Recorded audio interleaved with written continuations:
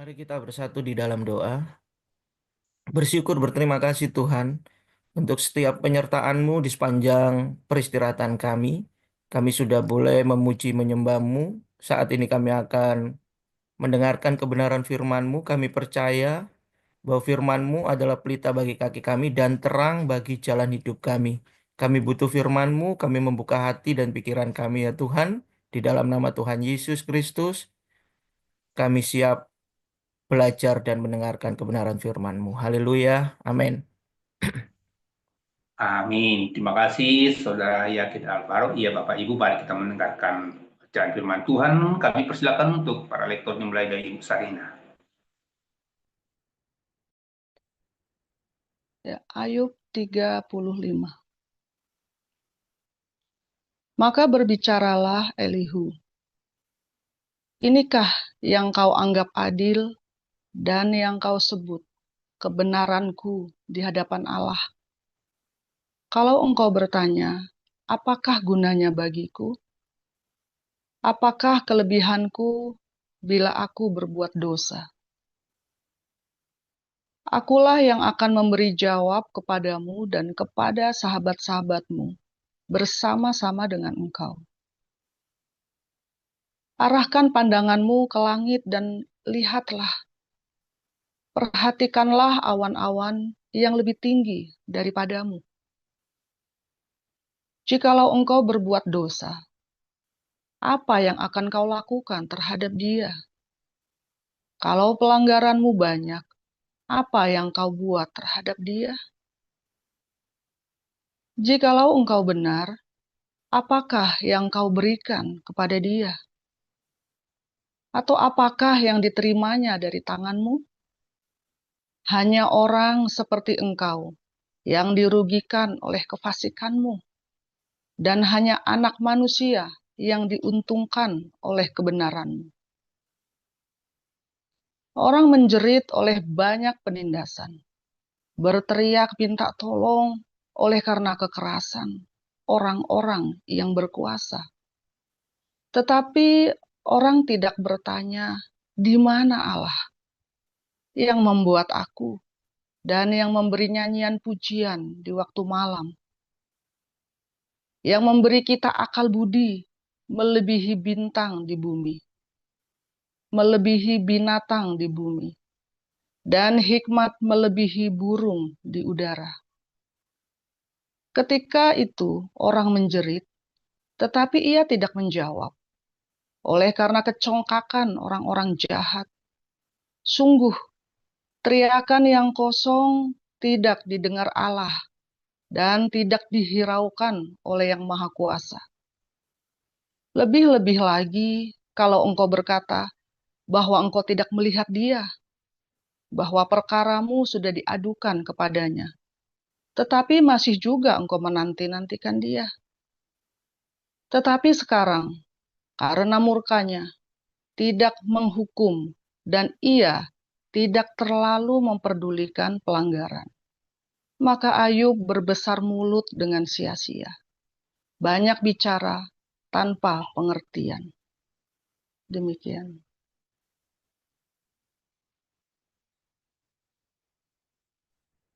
Baik, saya lanjutkan dari 2 Petrus 2. Sebagaimana nabi-nabi palsu dahulu tampil di tengah-tengah umat Allah, demikian pula di antara kamu akan ada guru-guru palsu. Mereka akan memasukkan pengajaran-pengajaran sesat yang membinasakan. Bahkan mereka akan menyangkal penguasa yang telah menebus mereka. Dan dengan jalan demikian, segera mendatangkan kebinasaan atas diri mereka. Banyak orang akan mengikuti cara hidup mereka yang dikuasai hawa nafsu. Dan karena mereka jalan kebenaran akan dihujat. Dan karena serakahnya guru-guru palsu itu akan berusaha mencari untung dari kamu dengan cerita-cerita isapan jempol mereka. Tetapi untuk perbuatan mereka itu, hukuman telah lama tersedia dan kebinasaan tidak akan tertunda. Sebab jikalau Allah tidak menyayangkan malaikat-malaikat yang berbuat dosa, tetapi melemparkan mereka ke dalam neraka, dan dengan demikian menyerahkannya ke dalam gua-gua yang gelap, untuk menyimpan mereka sampai hari penghakiman. Dan jikalau Allah tidak menyayangkan dunia purba, tetapi hanya menyelamatkan Nuh, pemberita kebenaran itu, dengan 7 orang lain, jika ia mendatangkan air bah atas dunia orang-orang yang fasik. Dan jikalau Allah membinasakan kota Sodom dan Gomora dengan api, dan dengan demikian memusnahkannya dan menjadikannya suatu peringatan untuk mereka yang hidup fasik di masa-masa kemudian. Tetapi ia menyelamatkan Lot, orang yang benar, yang terus-menerus menderita oleh cara hidup orang-orang yang tak mengenal hukum dan yang hanya mengikuti hawa nafsu mereka saja. Sebab orang benar ini tinggal di tengah-tengah mereka dan setiap hari melihat dan mendengar perbuatan-perbuatan mereka yang jahat itu, sehingga jiwanya yang benar tersiksa. Maka nyata bahwa Tuhan tahu menyelamatkan orang-orang saleh dari pencobaan dan tahu menyimpan orang-orang jahat untuk disiksa pada hari penghakiman. Terutama mereka yang menuruti hawa nafsunya karena ingin mencemarkan diri dan yang menghina pemerintahan Allah. Mereka begitu berani dan angkuh sehingga tidak segan-segan menghujat kemuliaan. Padahal malaikat-malaikat sendiri yang sekalipun lebih kuat dan lebih berkuasa daripada mereka tidak memakai kata-kata hujat kalau malaikat-malaikat menuntut hukuman atas mereka di hadapan Allah. Tetapi mereka itu sama dengan hewan yang tidak berakal, sama dengan binatang yang hanya dilarikan untuk ditangkap dan dimusnahkan. Mereka menghujat apa yang tidak mereka ketahui, sehingga oleh perbuatan mereka yang jahat, mereka sendiri akan binasa seperti binatang liar, dan akan mengalami nasib yang buruk sebagai upah kejahatan mereka. Berfoya-foya pada siang hari, mereka anggap kenikmatan. Mereka adalah kotoran dan noda yang mabuk dalam hawa nafsu mereka kalau mereka duduk makan minum bersama-sama dengan kamu. Maka mata mereka penuh nafsu zina dan mereka tidak pernah jemu berbuat dosa. Mereka memikat orang-orang yang lemah. Hati mereka telah terlatih dalam keserakahan. Mereka adalah orang-orang yang terkutuk. Oleh karena mereka telah meninggalkan jalan yang benar, maka tersesatlah mereka, lalu mengikuti jalan Bileam, anak Beor, yang suka menerima upah untuk perbuatan-perbuatan yang jahat. Tetapi Bileam beroleh peringatan keras untuk kejahatannya, sebab keledai beban yang bisu berbicara dengan suara manusia dan mencegah kebebalan nabi itu. Guru-guru palsu itu adalah seperti mata air yang kering, seperti kabut yang dihalaukan taufan. Bagi mereka telah tersedia tempat dalam kegelapan yang paling dahsyat. Sebab mereka mengucapkan kata-kata congkak dan hampa dan menggunakan hawa nafsu cabul untuk memikat orang-orang yang baru saja melepaskan diri dari mereka yang hidup dalam kesesatan. Mereka menjanjikan kemerdekaan kepada orang lain, padahal mereka sendiri adalah hamba-hamba kebinasaan. Karena siapa yang dikalahkan orang, ia adalah hamba orang itu. Sebab jika mereka, oleh pengenalan mereka akan Tuhan dan Juru Selamat kita, Yesus Kristus, telah melepaskan diri dari kecemaran-kecemaran dunia, tetapi terlibat lagi di dalamnya, maka akhirnya keadaan mereka lebih buruk daripada yang semula. Karena itu, bagi mereka adalah lebih baik jika mereka tidak pernah mengenal jalan kebenaran daripada mengenalnya, tetapi kemudian berbalik dari perintah kudus yang disampaikan kepada mereka. Bagi mereka cocok apa yang dikatakan peribahasa yang benar ini. Anjing kembali lagi ke muntahnya, dan babi yang mandi kembali lagi ke kubangannya. Demikian firman Tuhan.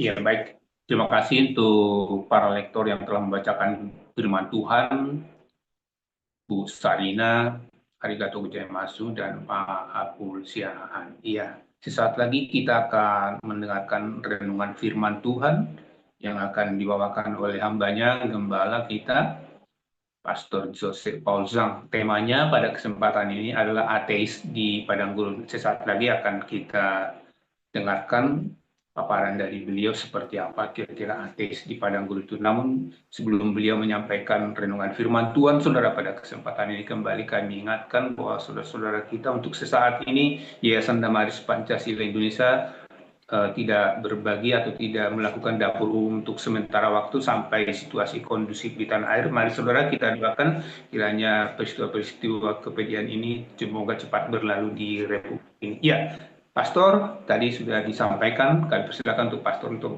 menyampaikan narasinya. Silakan Pastor. Jadi nanti Damaris 1 minggu, bukan karena kita nggak tahu, tapi memang 1 minggu kita mau lihat di sisi mana kita bisa bergerak supaya para diaken jangan celaka. Tetapi tetap harus bergerak, saudara ya. Jadi supaya jangan salah paham. Kita tetap bergerak, kita tidak takut, cuma harus pakai hikmat. Ingat dulu zamannya COVID, kita juga bergerak.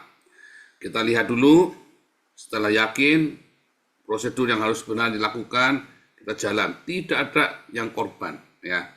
Tidak ada yang korban gara-gara berdiakonia dulu selama COVID, semua lolos, ya, saudara ya. Kalaupun ada satu, ya, bukan karena waktu berdiakonia, tetapi justru dari tetangganya, ya. Jadi kita harus benar-benar berhikmat. Jadi 1 minggu kita mau ngamatin, kita mau lihat, karena sekarang ini sudah menjalar di seluruh kota, rata ya, seluruh kota, persis seperti apa yang saya nubuatkan, berkali-kali terjadi seperti itu. Sudah saya ingatkan ya. So far, ya, isu-isu jarah toko Cina, toko Tionghoa segala macam saat ini masih belum terjadi, ya, belum. Tetapi kita tetap harus berdiakonia. Percaya saya, kalau kita berdiakonia dengan sungguh-sungguh, Tuhan akan lindungi Anda. Ya, mata Tuhan tidak terpejam.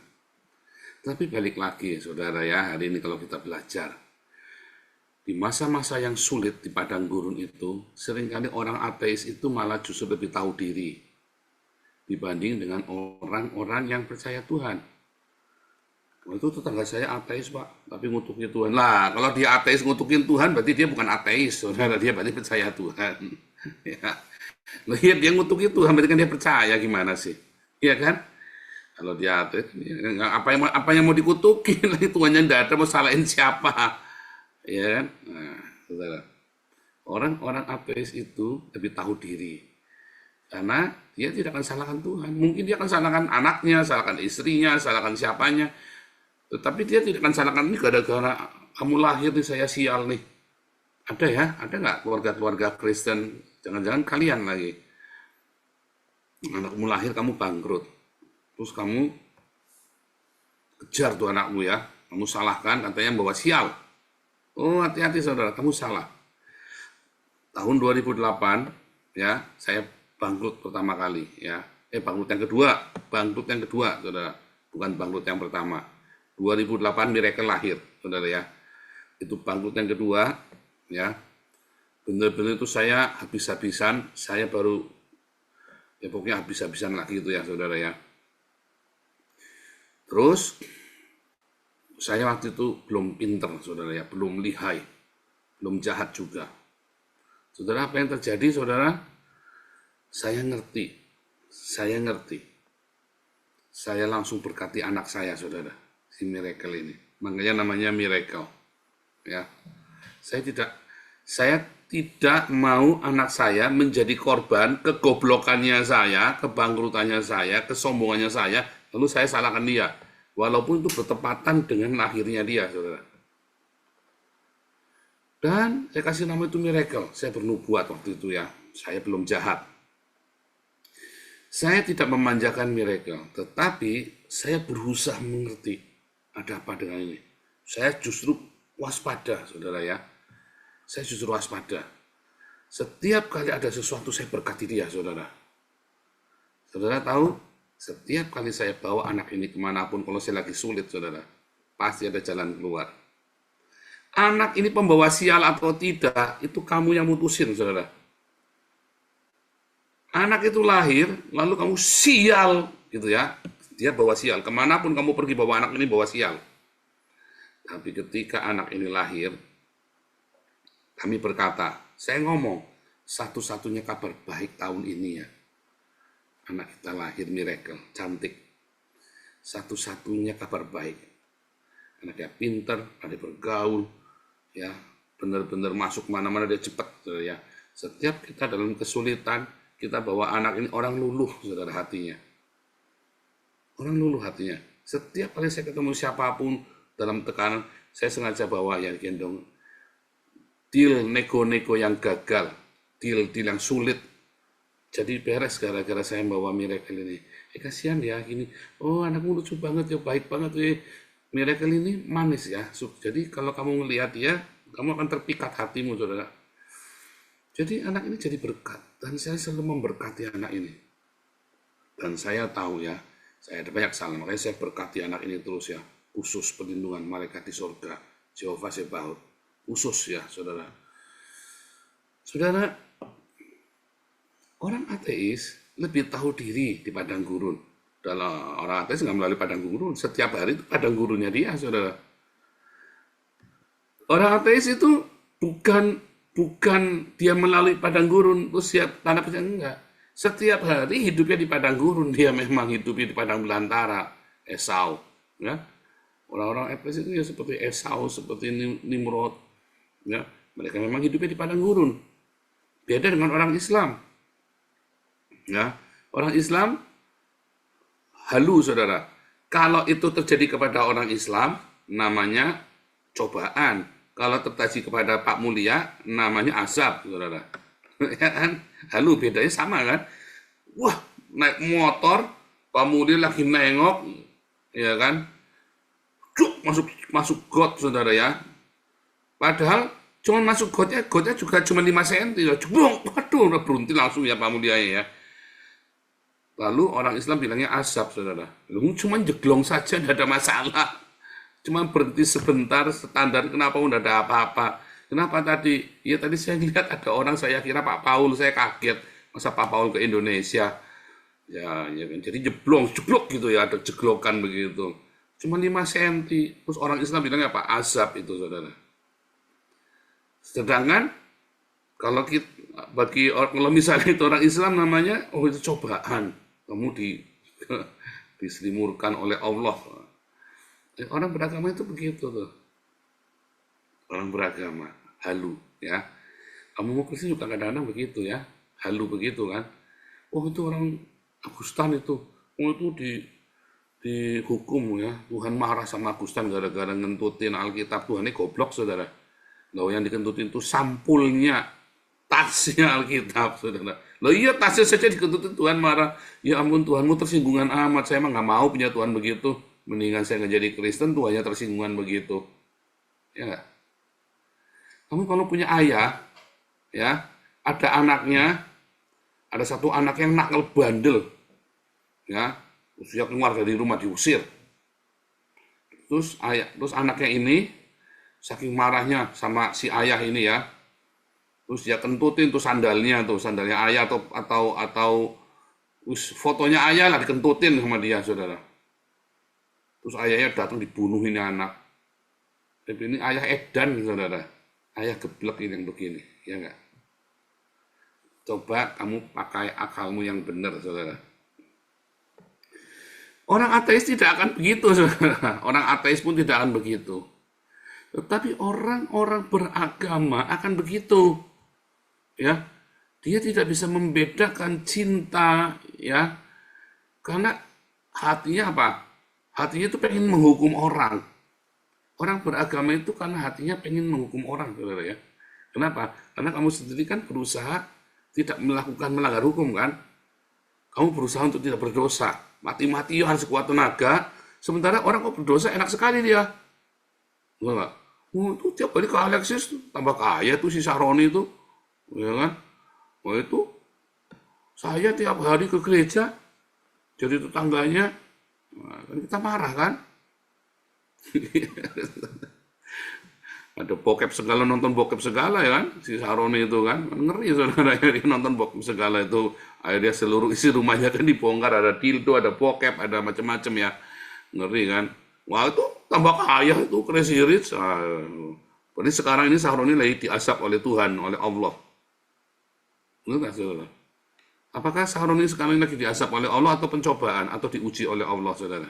Kan keder kamu kan, kalau kamu jadi Islam, Saroni yang Masya Allah, betapa berat cobaan kali ini ya Allah. Ya nggak ngaca betapa jahatnya dia ya. Ya nggak. Tapi bagi musuhnya Saroni itu azab.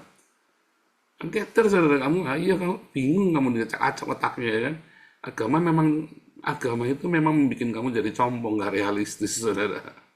Ya, wah, ini lagi dicobain enggak saudara. Apa yang kamu tabur pasti kamu tuai. Kita tidak tahu nuainya kapan, kita tidak tahu tuainya apa. Itu bukan hukumnya agama Kristen saja, itu hukum universal.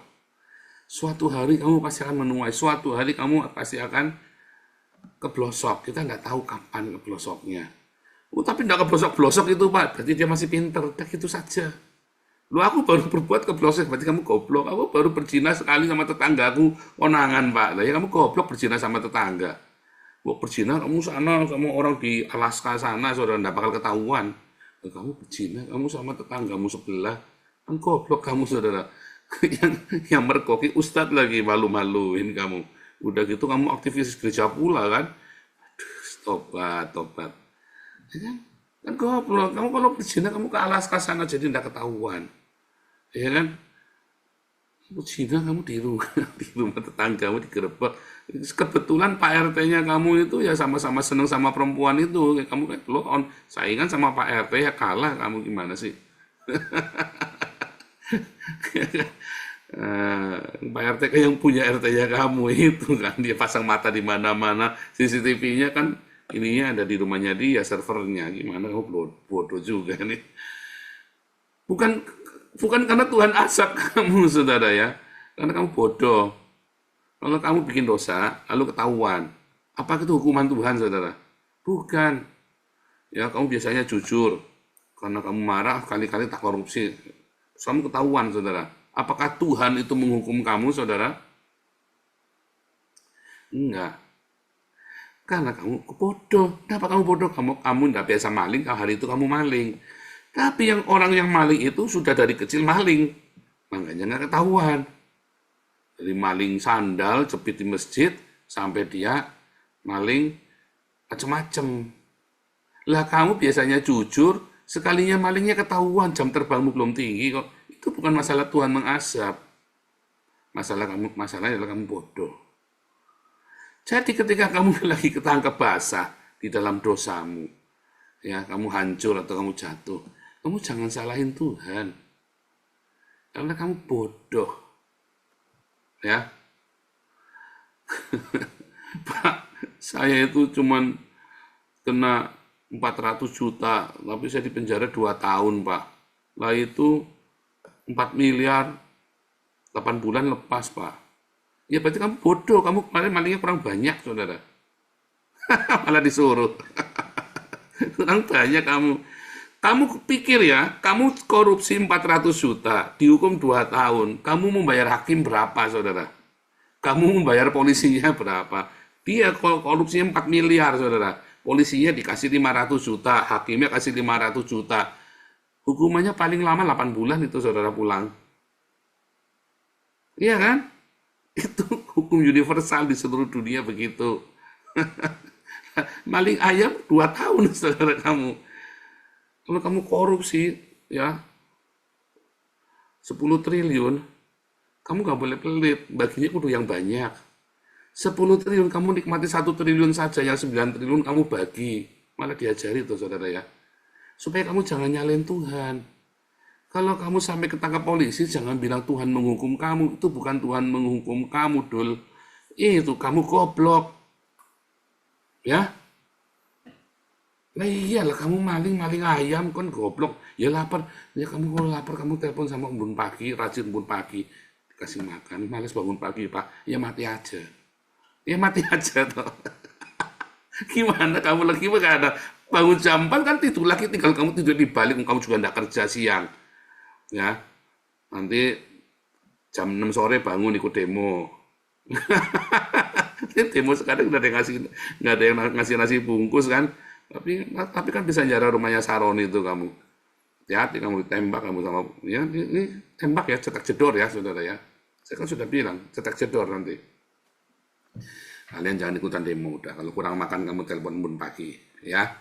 Jangan ikutan menjara. Itu bukan milikmu. Itu milik saya, Pak. Kapan kamu bayar pajaknya dulu? Kamu tidak pernah bayar pajak, kok miliknya saya. Tapi dikorupsi Pak uang saya, kapan kamu bayar pajaknya? Itu punyanya Eka Cipta, itu punyanya James Riyadi, itu yang dikorupsi sama dia, itu loh saudara. Itu ya. Orang ateis itu lebih logik, lebih realistis saudara. Makanya dalam komunitas kita belajar, ya kita nggak terlalu klinik mistis-mistis. Coba gunakan akal sehatmu ketika kamu percaya kepada Tuhan. Logika iman itu selalu lurus, saudara ya. Kalau logika imanmu itu bertentangan, itu berarti kamu halu, saudara. Kamu katanya percaya Tuhan Yesus. Bangun tidur, kamu habis berdoa, yang kamu pikirkan, saya hari ini mau utang sama siapa? Tuhan, tolong Tuhan luluhkan hatinya itu Pak si hutang itu Tuhan, supaya bunganya jangan banyak-banyak. Compong kamu saudara.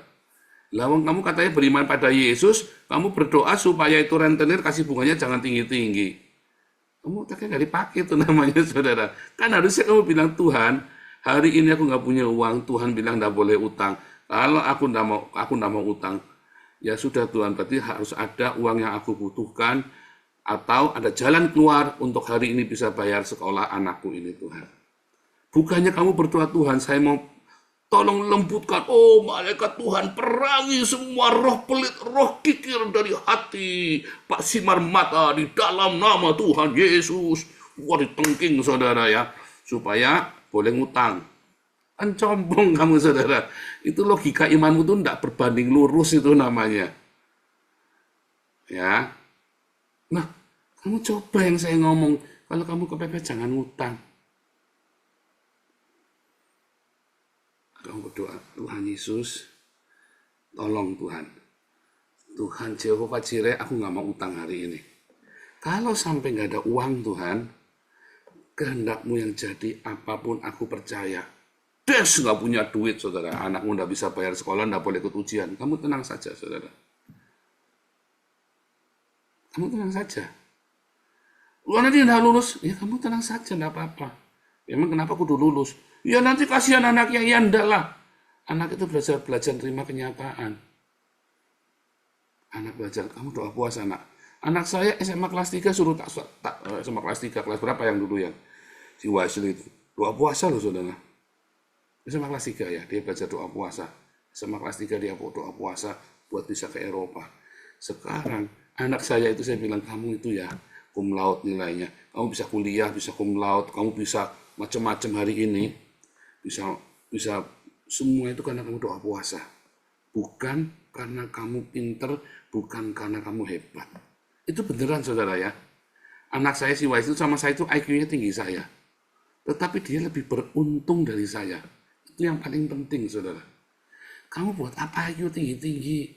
Biasa saja IQ tinggi-tinggi keminter kasihan istrinya. Ya kan karena suami yang keminter kasihan istrinya stres. Ya kan yang biasa-biasa saja. Tapi yang beruntung.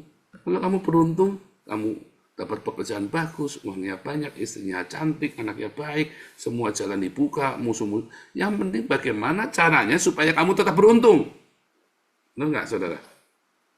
Bukan bagaimana caranya supaya kamu dapat uang, bukan bagaimana caranya supaya kamu sukses berkarir ini itu. Bagaimana caranya supaya kamu tetap beruntung. Pakai jimat, Pak. Ya kan edan, saudara. Ya kan ada lagi kan, ya, supaya kamu beruntung bagaimana?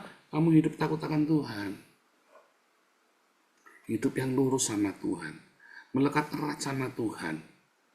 Dalam segala kepepetmu, keterbatasanmu, mentok-tok doa puasa. Tuhan, tolong Tuhan, kehendakmu yang jadi. Jangan pernah punya keinginan yang melampaui penyerahan dirimu sama Tuhan. Begitu keinginanmu melampaui penyerahan dirimu sama Tuhan, itu setan. Kamu lagi kerasukan setan. Ya kan? Siapa di sini masih takut ke WC gara-gara ada setan lengkuyang di belakang? Kan sudah diajarin. Ada kuntilanak, ada genderuwo, itu tak lalap semua sama saya. Mau setan apa juga tak, sini bawa sini tak lalap semua saudara. Karena setan yang mengerikan itu, setan itu ya, ketika Yesus dicobai di padang gurun oleh setan, Kita baca di dalam Yakobus, ternyata pencobaan itu adalah keinginan kita sendiri. Jadi Yesus masuk ke padang gurun, dicobai oleh keinginannya sendiri. Tapi Yesus menang. Karena dia serahkan keinginannya itu kepada Bapa. Tapi kalau kamu keinginanmu lebih besar daripada penyerahan dirimu kepada Bapa, maka kamu kerasukan. Lebih mengerikan daripada kuntilanak, saudara. Mendingan ketemu kuntilanak daripada kamu tiba-tiba kerasukan, ya, kamu kerja membabi buta. Mendingan kamu ketemu kuntilanak, saudara. Ya, kadang-kadang ketemu kuntilanak, ya. Saya kadang-kadang senang mimpi horor, saudara, ya. Kenapa saya senang mimpi horor? Karena film horor itu sudah nggak serem lagi buat saya, saudara. Udah nggak serem lagi. Jadi saya kalau mimpi horor itu senang, saudara, ya. Bagaimana cara saya menciptakan mimpi horor, saudara? Nah, kasih tahu rahasianya. Di Belanda ini kan anginnya dingin sekali. Saya buka jendelanya, badan saya tak angetin, kakinya tak biarkan dingin, saudara. Nanti mimpinya horor saya tuh. Ya. Loh, bisa bikin ya, bisa bikin. Anda harus kenali, tubuhmu kamu kenali. Saya tak pelajarin. Kalau badan saya hangat, kakinya dingin, saya pasti mimpinya horor. Nah, kamu coba boleh ya praktek, mungkin sama. Kalau saya begitu, nah saya belum pernah praktek sama orang lain, saya praktek sama diri sendiri, udah berkali-kali, udah 10 kali lebih. Saya kalau lagi pengen ngimpi horor, ya kayak gitu caranya, ya benar, saudara. Karena film horor itu udah nggak takut lagi. Saya mau, jelek nonton film horor itu, jelek ya saudara ya. Nonton apa itu Insidious, itu halu saudara. Horor yang paling keren itu yang dalam mimpimu itu, mimpi horor itu ya. Karena kan kamu, tapi masalahnya saudara ya, saya sudah tahu cara mengendalikan mimpi horor itu. Begitu saya bangun, saya tidur lagi, tak kejar saudara ya. Bisa ya? Bisa saudara. Loh, kamu harus bisa menguasai itu ya. Harus bisa ya. Dan yang paling mengerikan buat saya adalah keinginan saya. Bukan mimpi horornya itu, tapi keinginan saya sendiri. Saya selalu tanya Tuhan, Tuhan jangan keinginan saya Tuhan. Saya mau buka Den Haag, saya takut saudara. Saya nggak mau, 6 tahun saya nggak mau. Anak ya wisely ngomong, Pak, buka Pak. Ayo Pak, nanti kita nggak ada waktu. Aku cuma bisa punya waktu sampai selesai kuliah. Dan setelah itu aku nggak tahu mau kerja di mana kan. Atau tiba-tiba aku dikirim. Dia kerjakan, ini kan kerja, kemarin kan dia kerja full time di, sebelum master ini kan dia kerja di internasional, jadi bisa dikirim ke Amerika, ke Brasil, kemana, kemarin dikirim ke Ceknya, ke Bulgaria ya saudara. Kalau aku dikirim nggak bisa bantu. Waduh, saya berdoa mati-matian sama Tuhan saudara, bener Tuhan, bener enggak Tuhan, bener enggak Tuhan kita bener keenaknya ya. Nah, ya mantap ya, buka ya, saya tanya Tuhan dulu dong saudara ya. Karena yang saya takutkan keinginan saya, saudara. Itulah setan, dia kan Daud disuruh menghitung rakyat Israel. Setan itu loh, saudara. Itu setan yang mengerikan itu. Ya, keinginan kita sendiri, kehendakmu sendiri itu yang tidak mau kamu serahkan kepada Tuhan itu yang lebih mengerikan. Nah, kalau orang ateis, ya, dia kan nggak percaya setan, nggak percaya apa-apa, saudara. Loh, kalau ada orang ateis takut sama hantu, itu namanya enggak ateis, saudara. Saya pernah ketemu di Thailand, ada orang Inggris ya, saya nginjili dia, aku enggak percaya Tuhan, enggak ada Tuhan. Terus dia cerita waktu di Thailand, waktu pertama kali masuk Thailand, pintunya bisa buka tutup, ada bayangan-bayangan. Apakah itu penuh, katanya orang itu penunggunya itu ya. Saya itu sampai takut sekali. Loh, saya bilang, Mister, kok kamu bisa lebih takut sama hantu daripada sama Tuhan, Mister? Ini compong ini saudara. Iya, karena orang itu takut dengan sesuatu yang dia tidak ketahui. Ya. Jadi saudara ya, di padang gurun ini, ya nanti setelah membahas kitab Ayub, kita masuk ke tanah perjanjian ya. Kita selesaikan Ayub kita tentang padang gurun. Kita kulitin habis-habisan, pasir-pasirnya, jenis pasirnya apa nanti kita kuliti saudara ya. Jenis-jenisnya. Di padang gurun itu, ya, ketika ada terjadi banyak hal yang tidak mengenakan, itu bukan Tuhan, saudara. Kamu nggak bisa salahkan Tuhan. Itu hanya ilusimu. Itu hanya ilusimu. Beneran, saudara, itu hanya ilusimu. Responmu itu yang real, yang nyata. Ya, Ketika kamu berkata percaya Tuhan, maka kamu harus logika itu kudu lurus tuh.